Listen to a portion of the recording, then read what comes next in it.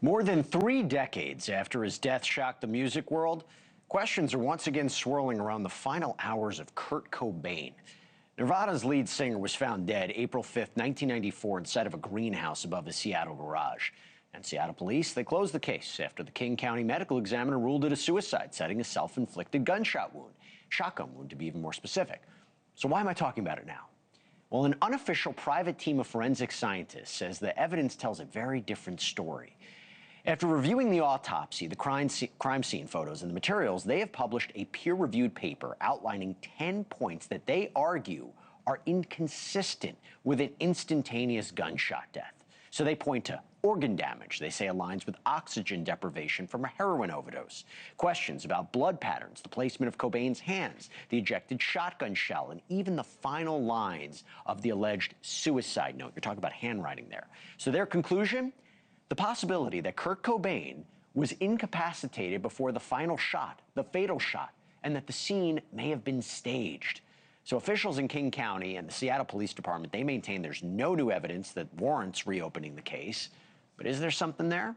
Joining us now is forensic expert and certified death investigator from Jacksonville State University and host of the Body Bags podcast and YouTube show, Joseph Scott Morgan. Great to see you. Let's start with the drugs, okay? I see there's two things, right? One, if he hadn't had the ability, right, to carry out a gun, carry a gun and fire it, and B, what do the lungs tell you about drug use?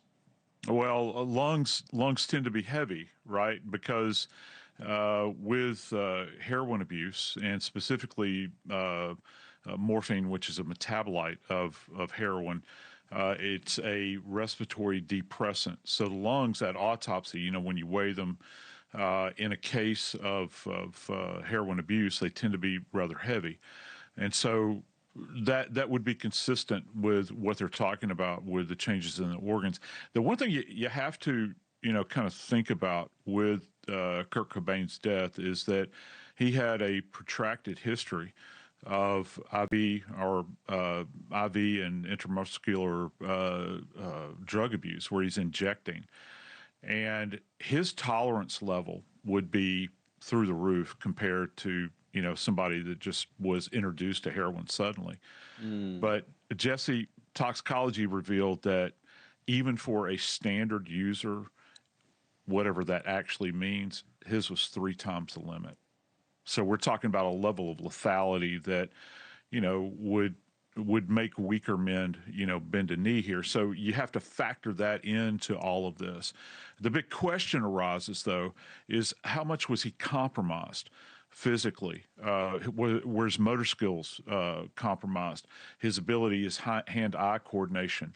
How quickly did he get his hands on a weapon after maybe a fatal injection? I've had cases over the course of my career in Atlanta and New Orleans where you will have actually built-in redundancy on the part of the individual that intends to take their life.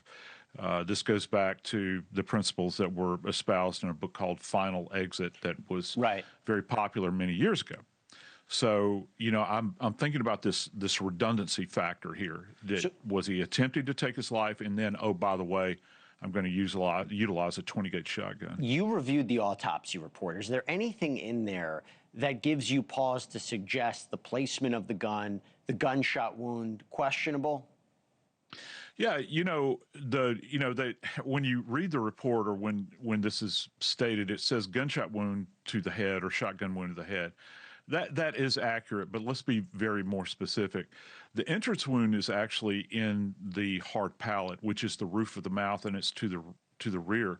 In the autopsy report, the pathologist actually alludes to the fact that there is fouling, and I'll get to that, but there is no stippling. So this means that what we're talking about is a hard press contact gunshot wound to the back of the roof of the mouth. Matter of fact, it was so hard that it created a crescent-shaped, abraded area in that area. So if you think about how the weapon is being held, you think about the muzzle of a weapon creates a perfect circle where you have kind of this half-moon shape, and it's pressed in with such force. And you see this very often with people that intend to take their lives. Now, if he was incapacitated, and herein lies the rub, if he's incapacitated and somebody else is utilizing the weapon on him, yeah, you could get that kind of press hard contact with that, because they couldn't they're not going to be able to fight against it, is what I'm saying. And what about the placement of his hands? Yeah, so this is kind of interesting. A lot of people make these wild assumptions about self-inflicted injuries, and that you will have blood deposition in every single case on the surface of the hands. And I got to tell you, Jesse, that's not necessarily the truth. In every single case, I've worked hundreds and hundreds of suicides over the course of my career, and and with a variety of weapons platforms, including shotguns. In his case, with Kurt's case, the muzzle of the weapon was being held between his thumb and his index finger like this, and it was away from the mouth. Okay.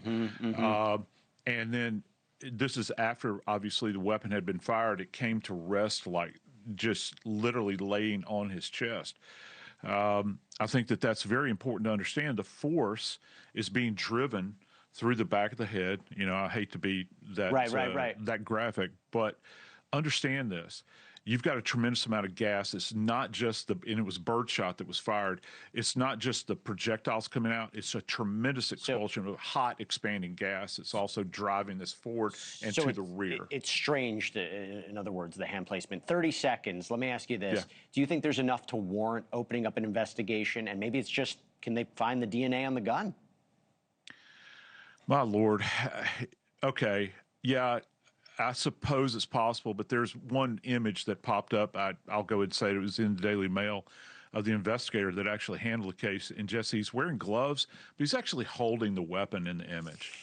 And this is from a few years back. And nowadays, with forensic genetic genealogy, brother, I got to tell you, wouldn't it be wonderful if that was still intact and it could be swabbed to see who else's DNA was on there? I don't know what else they preserved from the scene, but boy, isn't that intriguing? It is. Yeah, it definitely is. And Joseph, I love having you on. You always break it down for everybody to understand. Anytime, Thank you so much. Appreciate it. Thank you for watching. Subscribe below and download our NewsNation app right now on your phone, and you will get fact-based, unbiased news for all Americans.